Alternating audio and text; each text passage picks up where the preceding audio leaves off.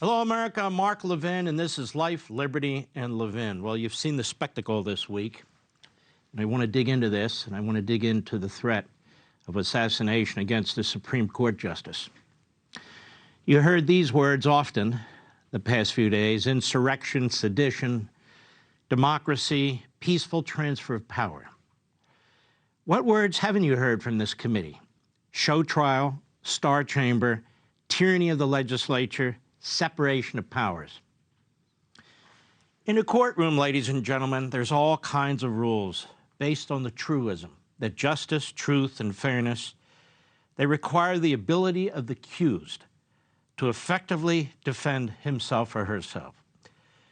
We have a judge, we have a jury of peers, we have the government lawyer, the defendant has a lawyer, rules of evidence, they apply to both sides, discovery, especially useful to the defendants, and etc. This is built on 4,000 years of human experience. Athens, the Magna Carta, the Great Western Reformation, and it was refined by the Founding Fathers in the Bill of Rights.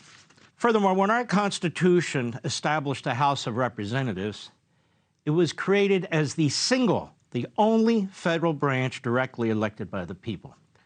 We don't have a democracy, we have a republic. But the extent to which the people have a direct role in their government, it's supposed to be through the House of Representatives, or at least was. And it was to be the body in which the people, all the people are represented, not just the majority. It was to be a body in which the minority had some power, the minority had a role. Otherwise, why have elections after the majority takes over? The committee structure. The minority has a certain number of seats on the committee, not the majority, but they have a minority number of seats. They have some says under Robert's Rules of Evidence, the parliamentary rules that apply to the House of Representatives. It's supposed to be a participatory system.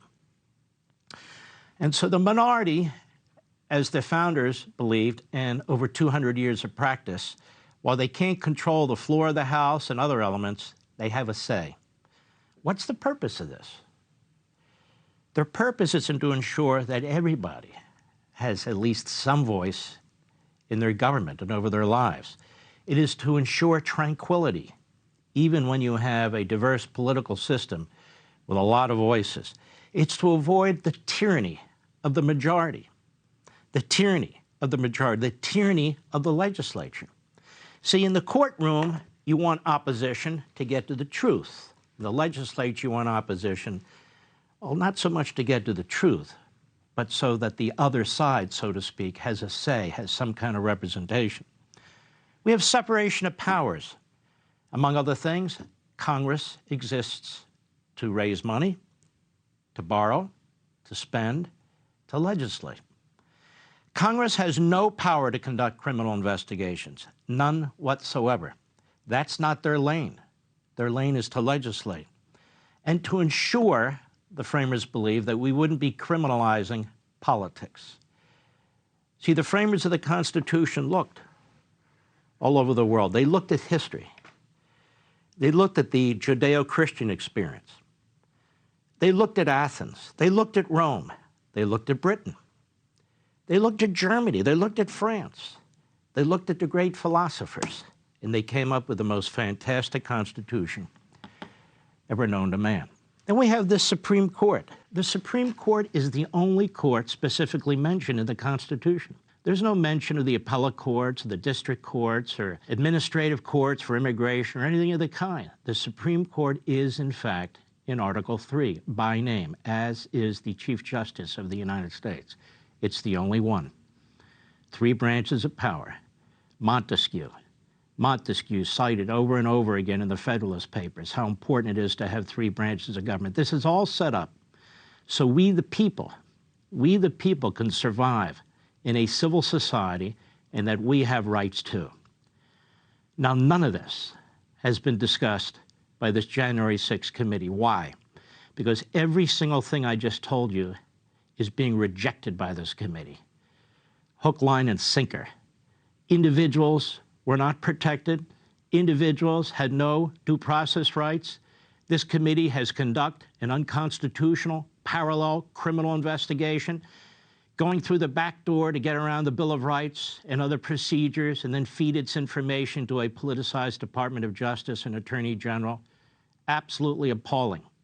This is outrageous. This committee is made up of all Democrats. I know they keep talking about 2 Republicans. These are figureheads. They're never Trumpers. In fact, they are the most zealous on the committee, Cheney and Kinzinger, because they're on the outs with their own party, and they're trying to even the score. There is no way possible that a committee structured like this, where every person is appointed by the Speaker of the House, who has a 4 or 5 vote majority in the House of Representatives, Speaker of the House because of their loyalty either to her or their hate for the prior president, Donald Trump. There is no way that we can get to the truth under this committee. And what is the purpose of a hearing? The purpose of a hearing is not to present a Hollywood-produced show trial. The purpose of a hearing is to garner information. They say they had 1,000 witnesses and 140,000 documents. 1,000 witnesses and 140,000 documents in order to determine what? How to protect the Capitol building? 1,000 witnesses, and yet they couldn't call one more, Nancy Pelosi, to explain what she did or didn't do, and more information's coming out about how incompetent and ideologically irresponsible Nancy Pelosi was, her failure to protect that building. Now, this is a sham. This will go down in history as a dark mark on the American political system. You can't see it now. The mob is in control. The mob runs the media. The propaganda is full-throated. You can't see it now. But history has a way of sobering events. And we will see this one day as the outrageous attack on our system, on the prior president, on scores of people, that it truly is. It's an abomination to the American system, not just of justice, but our congressional and representative system. Now, as you know, there was what was to be an assassination attempt on a Supreme Court justice, Kavanaugh, Brett Kavanaugh. Brett Kavanaugh was turned into the enemy of the state by the Democrat Party, by the Washington Post, by people bearing false witness, and by others. Day in and day out, Kavanaugh. That was the goal, to dehumanize him, to destroy him. That was the goal in the war against Clarence Thomas. It is now the goal against the Supreme Court, unless, of course, the left controls the court. Then it's independent, then you're to worship it, then they do movies about their justices. But not now. Not now, because the left knows it's not going to get all the decisions at once, because it didn't win all the elections that it insisted on winning. Mr. Kavanaugh's life and potential the life of his family were threatened just a few days ago. Why were they threatened? Well, among other reasons, the Democrat Party and their media mouthpieces said some things about this court and have said things about Kavanaugh that would cause the blood to boil of any kook and psychopath. It has blood boiling of people who aren't kooks and psychopaths. We've never had a persistent, constant threat on justices of the Supreme Court. Not only that, the Democrat Party and so many of its members and media types are on record that they want to destroy the independence of the court. They want to pack the court. They want to eliminate the filibuster so they can influence the final decision of the court. This is a disaster, what the Democrat Party is doing. Reaching back to Donald Trump, this is what third world types do. This is what Stalin and the other genocidal maniacs have done. That is, try to take people who are out of political power and destroy them so they can never come back, so their voices can't be heard. Smear the people who back them and so forth and so on. Yes, there's an overlay here. Very quickly, I want you to listen to what Donald Trump said on January 6, 2021 in relevant part. Cut 1, go. We have come to demand that Congress do the right thing and only count the electors who have been lawfully slated. Lawfully slated. I know that everyone here will soon be marching over to the Capitol building to peacefully and patriotically make your voices heard. Today we will see whether Republicans stand strong for integrity of our elections, but whether or not they stand strong for our country. That is about as passive a statement you could possibly make, peacefully and patriotically. Does that sound like a man leading an insurrection?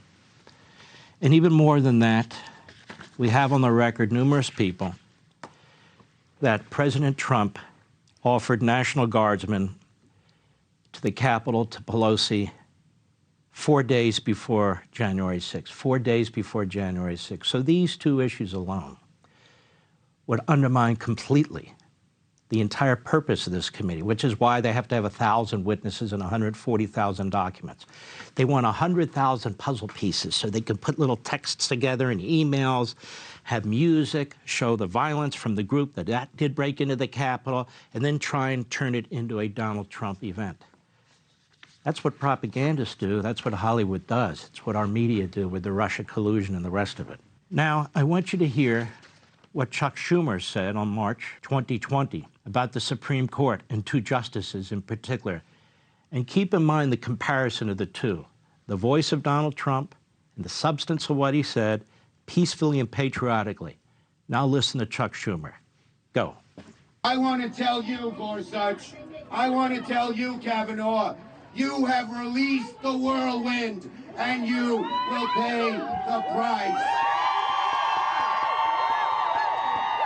You won't know what hit you if you go forward with these awful decisions. You won't know what hit you if you go forward with these awful decisions.